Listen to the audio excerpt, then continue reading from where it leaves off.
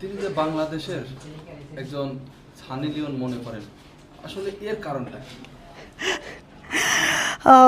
আসলে এর কারণটা কি আমি নিজেও জানি না। সানি লিওন তো সানি লিওন, ওনার সঙ্গে ওই নাহার একসঙ্গে যে কেন মিলিয়েছে আমি জানি না।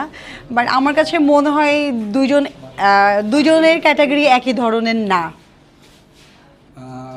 সেই সাথে একটু হালকা করে শেয়ার করবেন, মিডিয়া জগতে সিনেমা করতে গেলে বা নাটক করতে গেলে বর্তমানে একটা সিনক্রেটের একটা ব্যাপার স্যাপার চলে আসে। যতটুকু জানি আমরা গিভ অ্যান্ড টেকের যে ব্যাপারটা, আসলে এই বিষয়টা আপনি কিভাবে দেখেন?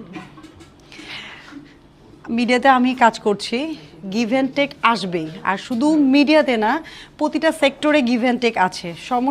সমস্যা একটা যেমন হয়, এটার সমাধানও আছে। এটা আপনাকে আমাকে বেছে নিতে হবে যে আসলে আমি কোনটা বেছে নিব আর কোনটা করব। তো আমি যেমন 100 বার অফার পেয়েছি, 100 বার না করেছি। যেটা আমার কাছে মনে হয়েছে যে এটা গিভ অ্যান্ড টেক ছাড়া কাজ করা, সেটা করেছি, অন্যগুলোকে না করেছি। সো যারা আছে এই মিডিয়া ইন্ডাস্ট্রিতে বলো, মিডিয়া ইন্ডাস্ট্রির বাইরে বলো, এরকম প্রপোজাল পাবে। যার এটা নিজের ইচ্ছা যে সে অ্যাকসেপ্ট করবে কি করবে না, এটা হলো বিষয়।